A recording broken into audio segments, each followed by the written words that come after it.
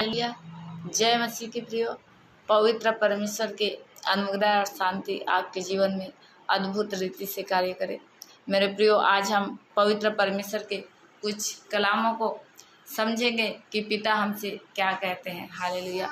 मेरे प्रियो, मैं आप सभी को बताना चाहती हूँ कि परीक्षाएं क्यों आती है। हालेलुया। परीक्षाएं इसलिए आती है मेरे प्रियो कि उस लालसा के वजह से जो मनुष्यों के जीवन में अद्भुत रीति से कार्य करता है, संसार की चीज़ों की लालसा की वजह से। जिस तरह से हम पवित्र शास्त्र में पढ़ते हैं कि पवित्र परमेश्वर जब व्रत कर रहा था तो जब उसे भूख लगी तो उसकी परीक्षा लेने वाला आया। हालेलुया। अगर आप खाने के लिए ज़्यादा तात्पर्य है, आप अपना खाना कंट्रोल नहीं कर पाते, आपकी सारी लालसाएं खाने पे जाती है और उसे आपको कंट्रोल करना आपके बस में नहीं है, तो ये परीक्षा आ सकती है खाने को लेके। हालेलुया। अगर आपकी इच्छाएं खाने से नहीं परंतु परमेश्वर की उस विश्वास से है, जो पवित्र परमेश्वर ने कहा है कि मैं रोटी से ही नहीं परंतु परमेश्वर के मुख से निकले हर एक वचनों से तृप्त होऊंगा, जीवित रहूंगा। हालेलुया।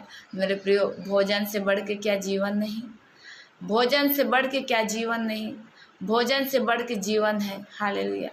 तो बस यही बात है मेरे प्रियो, मनुष्यों को खाने से ज़्यादा परमेश्वर के वचनों पे विश्वास करना है। मेरे प्रियो, दूसरा परीक्षा उसका इसलिए आया कि वह विश्वास करता और परमेश्वर के वचनों पे विश्वास करता। हालेलुया। तो उसे क्या कहा गया कि तू कूद जा, इस जगह से तू कूद जा और वह तुझे गिरने न देगा और वह तुझे हाथों हाथ उठा लेगा। हालेलुया। मेरे प्रियो, इससे क्या होता है कि आपके जीवन में कठिन समय आते हैं और आपका विश्वास अडिग न होता है, पर वह चीज़ें जब नहीं हो पाती है तो आपका विश्वास डगमगाने लगता है। इसीलिए कहा गया कि अपने पवित्र परमेश्वर की परीक्षा ना कर। हालेलुया।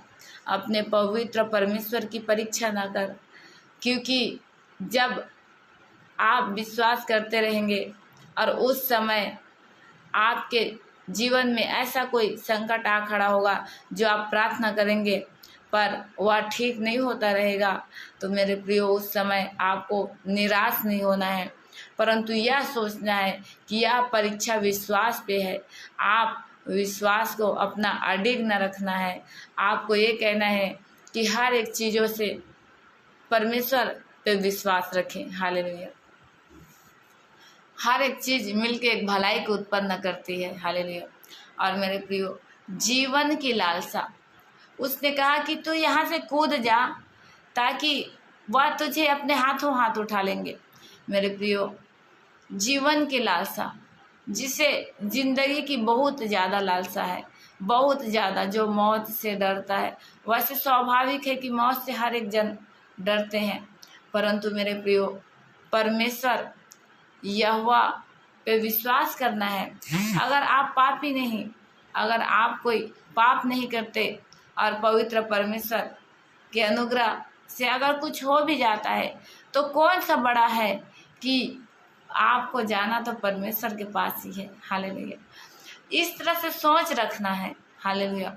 इस तरह से अपना सोच रखना है ताकि कोई भी मौत का डर आपको डरा न सके, ताकि कोई भी मौत की परीक्षा आपकी परीक्षा लेके आपको हरा न सके। हालेलुया। मेरे प्रियो, फिर वह क्या होता है कि संसारिक चीज़ों की लालसा अर्थात धन संपत्ति की लालसा, ये तीनों चीज़ों का परीक्षा होता है। मेरे प्रियो, पहले परीक्षा होता है भूख लगने का, दूसरा होता है विश्वास और मौत का, और तीसरा होता है संसार की चीज़ों का। मेरे प्रियो, उसने कहा कि तू मुझे प्रणाम करेगा तो इस संसार के वैभव, संसार के धन संपत्ति, राज्य मैं तुझे दे दूंगा। कहता है मैं तुझे दे दूंगा। तो पवित्र परमेश्वर के वचनों में क्या कहा जाता है? हालेलुया। प्रणाम मैं अपने परमेश्वर के अलावा किसी को नहीं करूँगा। हालेलुया। वह कहता है कि तू मुझे प्रणाम कर तो मैं इन संसार की सारी चीज़ों को तुझे दे दूंगा। हालेलुया। प्रणाम करना मतलब शैतान के कब्जे में हो जाना। मेरे प्रियो, मैं आप सभी को बताना चाहती हूँ कि पवित्र परमेश्वर, जब आपको बोला गया है कि आप धर्म और परमेश्वर के राज्य की खोजी बने, तो आप संसार की चीज़ों की लालसा करेंगे तो परीक्षा जरूर आएगा। हालेलुया। परीक्षा जरूर आएगा। विश्वास करना है कि परमेश्वर के करीब पहले जाए। मेरे प्रियो, कैसे आएगा परीक्षाएं और आप कैसे उस परीक्षा में फंसेंगे? अगर आपको धन संपत्ति की लालसा है, पैसे की, गहने की, सोने की लालसा है, आपके मार्ग में जहां आप जा रहे हैं एक सोना रख दिया जाएगा और आप उस सोने को देख के उसे चुपके से उठा लेंगे और आप इस तरह से चोरी करते हैं, अर्थात आप चोरी का दुष्ट आत्मा के अधीन हो जाते हैं। हालेलुया। आप उसके सामने झुक जाते हैं और पवित्र परमेश्वर आपके साथ साथ चलता है। हमें किसी लालसाओं के आत्मा के सामने झुकना नहीं है। हम पैसे देखते हैं और पैसे ऐसे पड़ा दिखेंगे या फिर आसपास कोई व्यक्ति रहेगा, अब उसे हम ले लेते हैं, उसे हम चुरा लेते हैं, तो हम क्या करते हैं? जो चोर की अशुद्ध आत्मा है उसके हम अधीन हो जाते हैं। हालेलुया। उसके हम अधीन हो जाते हैं मेरे प्रियो, अर्थात हम उसे प्रणाम कर लेते हैं। लेकिन हमें ऐसा नहीं करना है।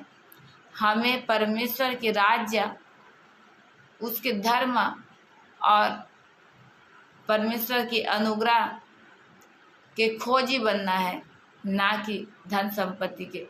इसलिए अपने आप को धन संपत्ति की लालसाओं में इतने ना फंसाओ कि परीक्षा में पड़ जाओ।